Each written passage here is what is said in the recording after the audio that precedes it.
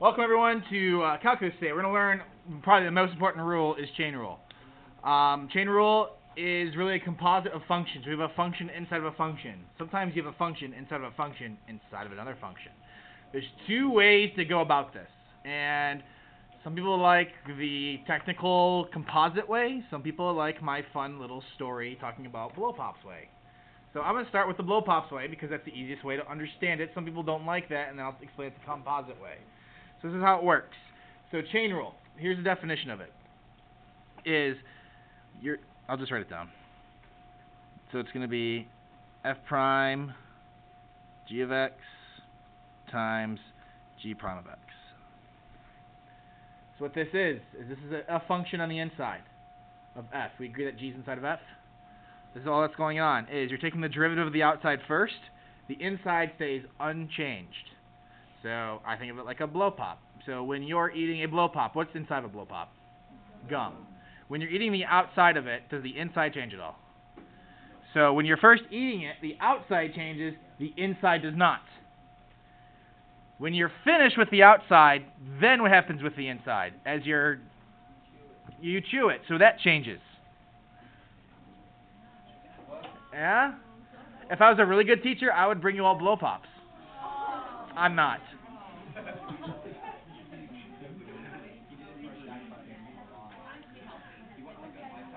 Okay, so for example, let's look at this function right here. This is a function inside of another function because we have a 5x plus 2 as the inner function, and then what's happening to that function? Something to the fifth power. So let's do the derivative of the outer function. So it's almost like a u substitution type of deal. Okay? So what's the derivative of the outside? Let's change the outside first. Don't worry about that 5x plus 2. So if I have something to the fifth power, how do we... Okay, so you say 5x, it's not x, but it is 5x plus 2 to the fourth times, what's the derivative of the inside? 5. Simplify it.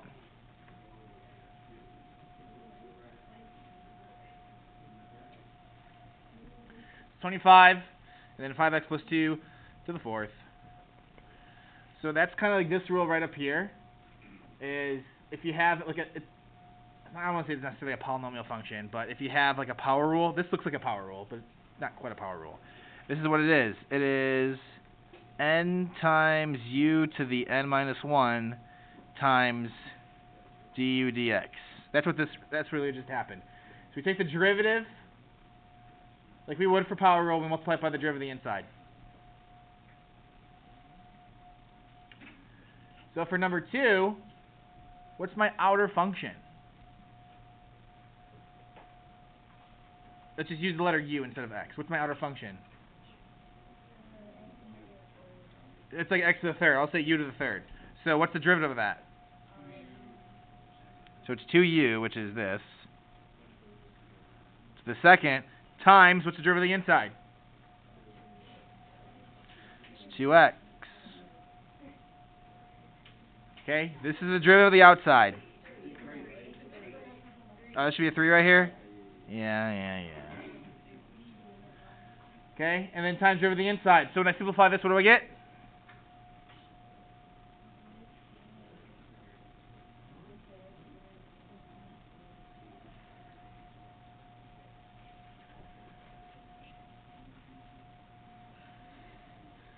I'm going to quickly show you the other way. I tutor a couple kids in calculus, and some kids like it the way I did it, some kids like it the other way. So I'm just going to show you both ways, because if this doesn't resonate with you, then I'll show you a different way to do it. Another way to do it is to actually make this into a composite function. Okay? So the larger function for number 3, we would say is x to the 7th. And I know you did this in pre-calculus, by the way. And the inner function of g is going to be 5x cubed minus 4x. Okay?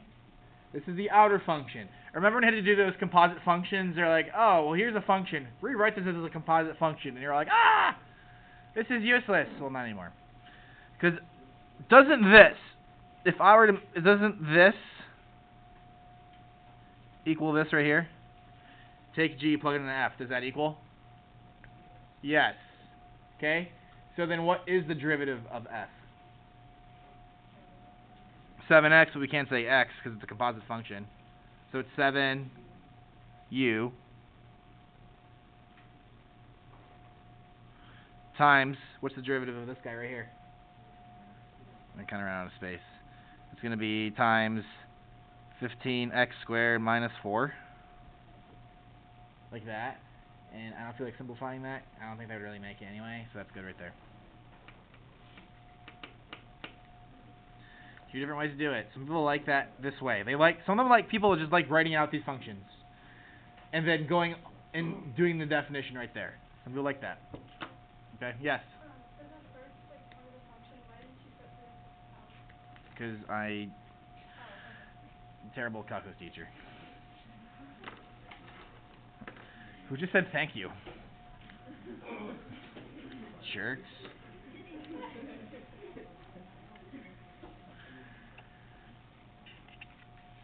Four is a little bit on the trickier side because it's not like a polynomial function. If you want to give it a try, give it a try.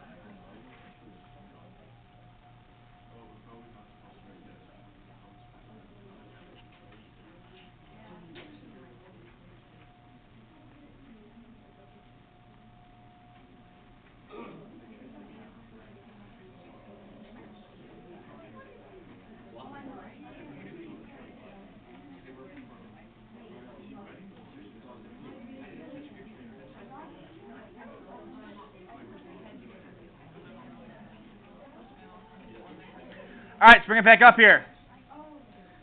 So again, I'm just going to do it that second way of doing it. Some people like this better.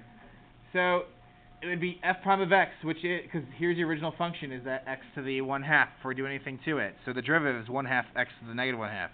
Okay? So I write this out, but what is the composite function? It's really g. So it's not 1/2 x to the negative 1/2. It's 1/2 5x minus 2 to the negative 1/2 times g prime, which is 5. Okay? So when you do this, if you rewrite this, this goes to the bottom, so I'm going to get 5 over 2, 5x minus 2 to the 1/2, which also writes as 5 over 2 square root 5x minus 2.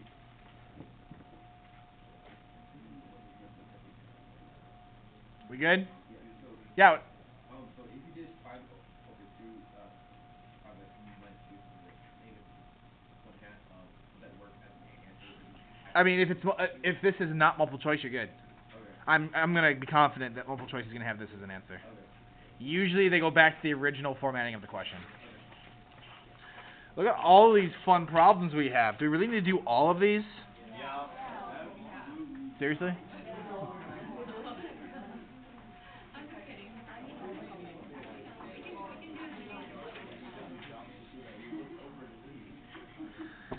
We don't need to do all these. This is just killing your time. I'd rather have you do these, like practice these, than me do them for you. So I'm just gonna go through and quiet, please. I'm just gonna go through and it looks like I'm just gonna do I'll do the evens. I feel like the evens is pretty fair. Because I need to get to sign. I need to get to the trick stuff, which is down here. So I'm gonna do the evens. If you want to practice the odds on your own, the answers will be on the key. Be my guest. So for 6, can I rewrite this so it looks a little bit nicer? Or do you want to use quotient rule? Which one do you want to do? Okay, how do I rewrite this then?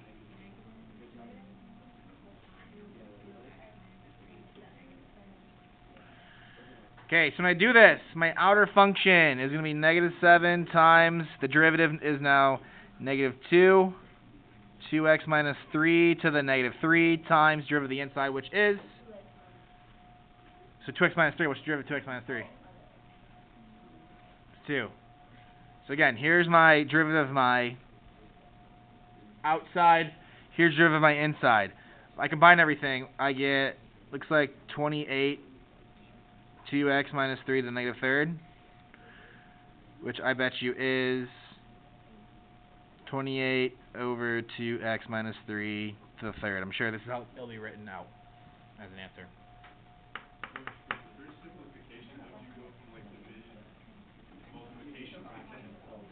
Oh, because I can rewrite this as a negative exponent. So now I'm multiplying. Right. Which is annoying, because like in Algebra 1 and Algebra 2 and pre-calculus, they teach you, we don't like negative exponents. When it comes to calculus, I'm telling you, you want negative exponents. You want them. Alright, number 8. Can I do the same trick here? I could if I wanted to, but is it going to be that much more helpful? Probably not, because I have a function on top. Okay? If you want to, I can do it, but it's not going to matter, because I'm going to have to do product rule or quotient rule here. Let's do quotient rule. Let's go for it. So for quotient rule, just to remind you, it's going to be the top. I'm going to call the top is f, the bottom is g. The derivative of this, well, I don't want to call it f. Can I just call this h? I don't have to keep using the same letters over and over again. So we'll say that h prime is equal to first is first, second is second, all over the bottom squared. Now, I do the top one. That's not bad. What's the derivative of the top? 4x cubed times the bottom.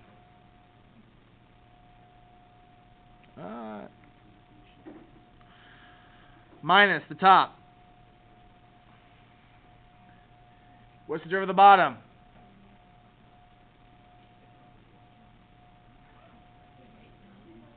Is that, it's chain rule, right? So let's go ahead and do chain rule. So the derivative of the bottom. So what's the derivative of the outside of the bottom? 2. Inside stays the same. Power drops down 1, so it's a 1. Times the derivative of the inside, which is 3x squared.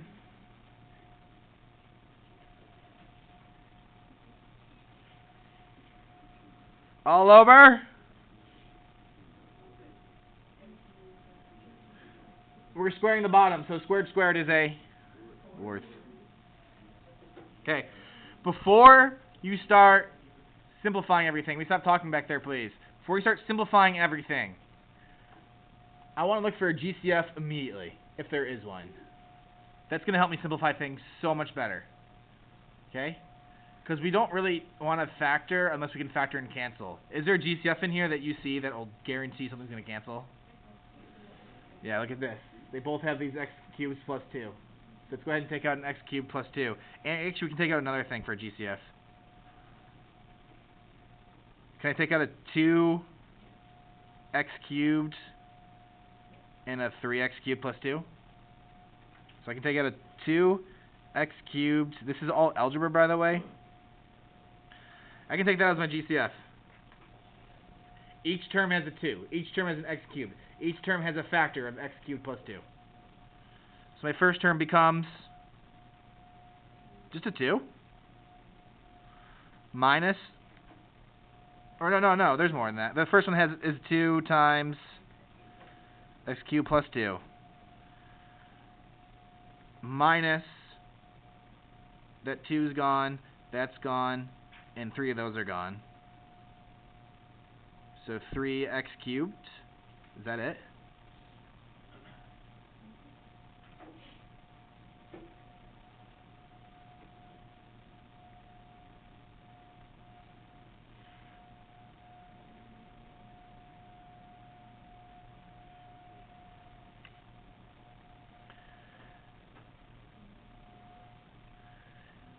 Like this math right here is really the math that you need to be doing in pre-calculus. I don't get why we don't do that. It's not just this school; it's every other school too. Like I should give you a problem that says this, and I tell you simplify that as much as possible. So how does it simplify more? Yeah, so this is going to cancel out with that. I'm left with 2x cubed.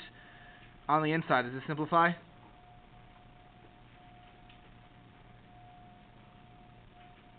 That becomes 2x cubed plus 4 minus 3x cubed all over x cubed plus 2. It's now to what power? 3. Does that top one simplify at all? A little bit. How does it simplify?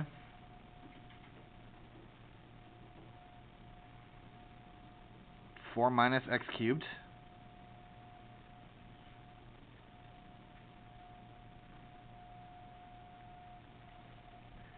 And kablamo. Done. What is the bottom? We cubed earlier because.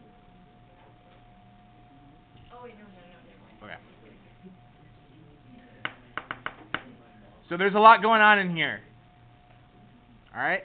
This stuff doesn't really get complicated with, like, I don't know, theoretical stuff. It's can you do it or can you not do it? There is a little bit of theoretical stuff in there. I'll show you that. It's actually on your progress checks that you do, the theoretical part of it. Don't worry, you'll have plenty of practice. Okay, number 10. I'll do this in blue. What are my two functions? I have two functions here. Sine of x, that's a function. What's my other function? 6x. Which one's the outer function? Sine of x, so what's the derivative? It's cosine. Did I touch the inside? Inside stays the same. Times, what's the derivative of the inside? 6.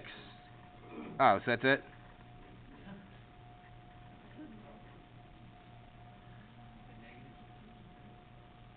No, because derivative of sine is positive. Only take the derivative of a c word, then you become negative. Any c's? Yeah, cosines, cosecants, cotangents. Those are all negatives.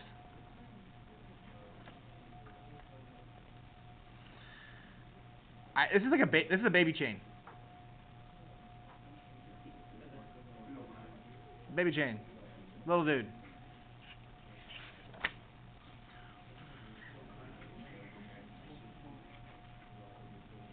Just stick with the evens here. Number 12. Do you want to try 12 on your own? Or do you have no clue what the heck a derivative of cotangent is, even though you're supposed to know it from your last test?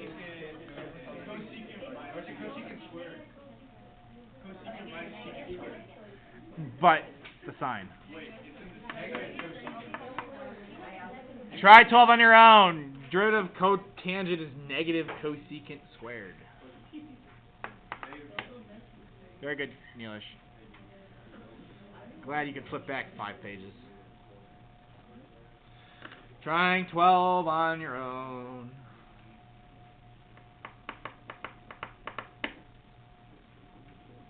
I'll do it the long way in case anyone likes that way. 12. We're doing even.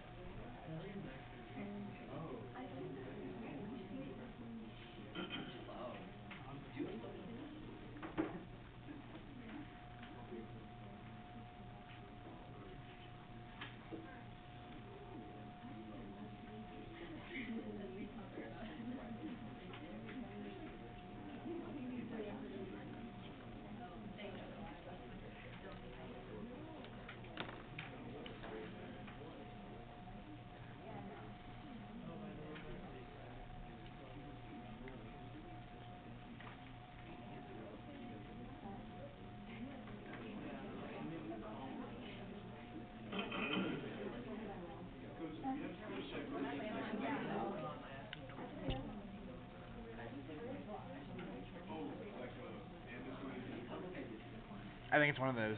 Skills check and then the quiz. I'll have to check the calendar. Alright, let's bring it back up here. So again, I did the side work in case you like this. If you like this composite function, knowing that you can break this down as f is cotangent and then g is this, and you can do each derivative and then plug them in accordingly. So it's f prime of the original g, so you would do negative cosecant squared of the original g, 3x squared minus 4, times g prime. Be my guest. I don't. Does anybody like that way better? Yeah. No. Probably because I poo-pooed it right away. Whatever. I poo-pooed that way. I'm not a fan of that, but people like it.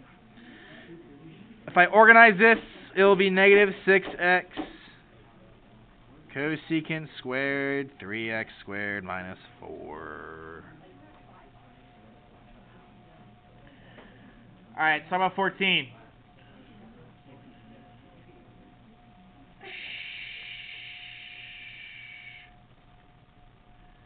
This is kind of a weird one.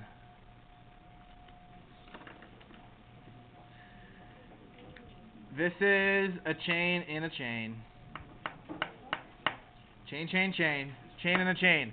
How many functions can I have here? 3. Maybe you want me done talking, I can explain it to you. I don't know. You have a squared, that's a function. Cosine, that's a function. 3 times something, that's a function. There are 3 things going on. You want to know a formula for that? So if I have d over dx of f of g of h of x. Okay? This is 3 of them right here. All you do is, now this is like a blow pop that has a Tootsie Roll inside of the gum. That's gross. but that's kind of what we have. So let's imagine this terrible candy all together. You have a blow pop with a nice candy coating. I think it's green because I like green. Don't say ew. If you say ew, if you ever have a green blow pop, give it to me then. All right, hand it my way. I like the green ones. Sour apple, they're good.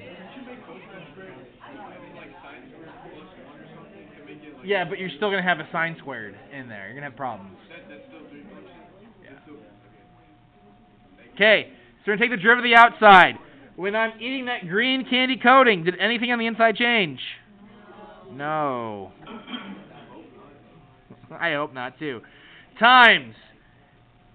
Now I'm done with the candy coating. I'm eating the. Maybe I should make the Tootsie Roll come before the gum.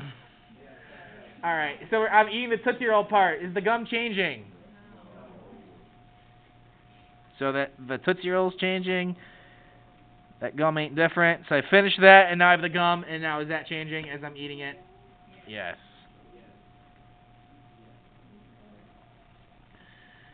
So you're just multiplying. Before I just had one multiplication sign. 2 things times each other. Now I have 3 functions that are multiplying, so just 2 multiplication signs. Do you want me to do it this way, or do you want me just to go through the problem straightforward? Straightforward? Awesome. So when I do y prime, what's my most outer function here? The squared. Again, my 3 functions are, I have a squared, I have a cosine, I have a 3 times something. In that order. So the squared's happening first. What's the derivative of a squared? It's 2. Inside stays the same. Subtract 1 from the 2 and you get a 1. So I'm good right here. Times. What's the next function? The cosine. What's the derivative of cosine? I'm going to put a parentheses before it just so it doesn't look like it's times minus. Did the inside change? No. Times. What's the derivative of the inside? 3. Derivative of 3x is just 3. Let's rewrite this so it looks nicer. Negative 6 cosine 3x sine of 3x. That's how it'll be written. That's it. I don't think they would do anything weird, because this actually is a double angle formula too. I don't think they would change that on you. Want to try 16 on your own? It is just like 14. Except of it being squared, it is a square root, or a half. Try 16 on your own. See how we do. We got 16 minutes left of class. Pepper Alley. It's 3 functions.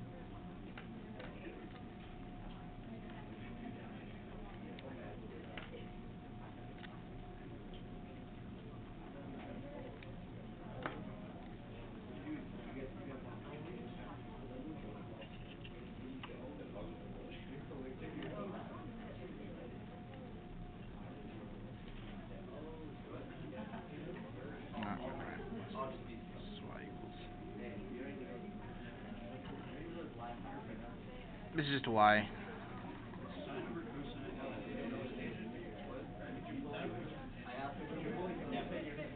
Okay, shh. I hear lots of talking. That means we must be done. Hey, I just color coded this for you to make it a little bit easier. So let me rewrite this one more time. So my most outer function is the 1/2. Inside of that is the cosine, and inside of that is the 5x. Let's do the derivative of the red first. Derivative of the red. It's 1/2. And this all stays the same to the negative 1/2. Right? I'm going to not forget the y prime part. Times. What's the derivative of the green? Negative sine of 5x. Times. What's the derivative of the black? 5. So let's write this nicely now. What goes in the numerator? Negative 5 sine of 5x. What goes in the denominator?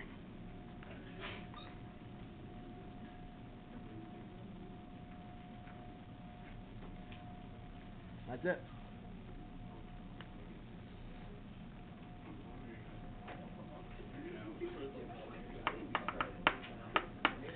Okay.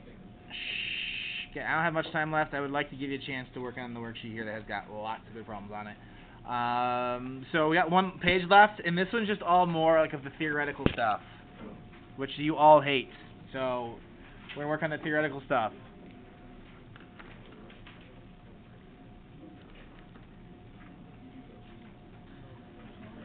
All right. This is the function right here. It's h of x being squared. Gives me values of 3, or of h of 3 and h prime of 3. Wants you to find the derivative, and then plug in a 3 after that. Let's find the derivative first. So, what's the outer function of this one for 17? It's the squared. So, y prime is going to equal 2 times h of x to the what power? Do I even need to write down then? Times, what's the derivative of the inside? It's just h prime of x. This is where you are like, wait a minute, it needs to be a function. No, it's just notation. It's just h prime of x. Okay? Now let's find y prime of 3. So all I'm going to do right now is plug in a 3. So it's 2 times h of 3 times h prime of 3. Well, what are those values? 2 times negative 2 times 4.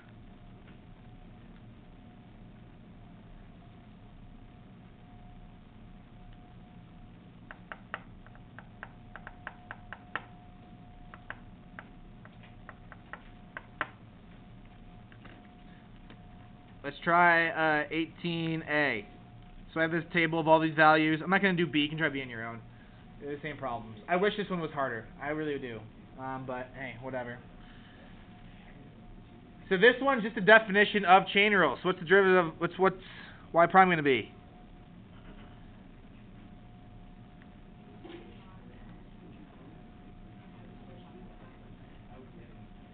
Okay, that's just a definition.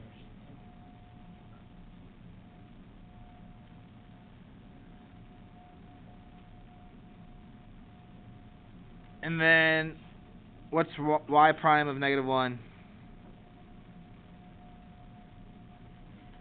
Well, it's h prime of g of negative 1 times g prime of negative 1.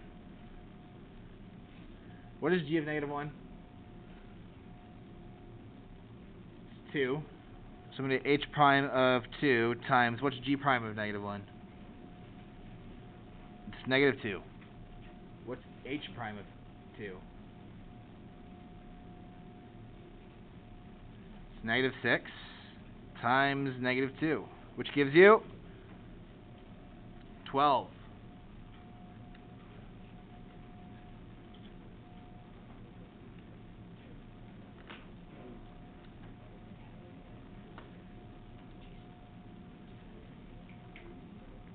Hey, I want to give you a tougher problem.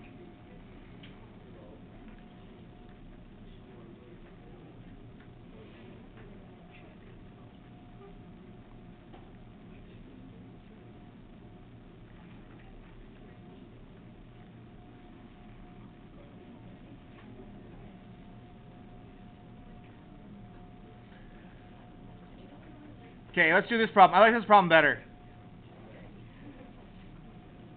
This one actually requires you a little bit of work here. So, let's find y prime. What is y prime? What's the derivative of the outside? Just g prime. Times, what's the derivative of the inside? -2.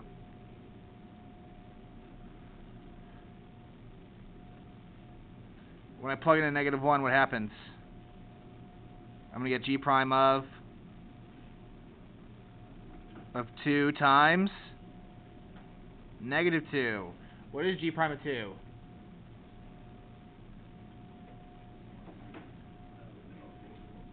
-4 times -2.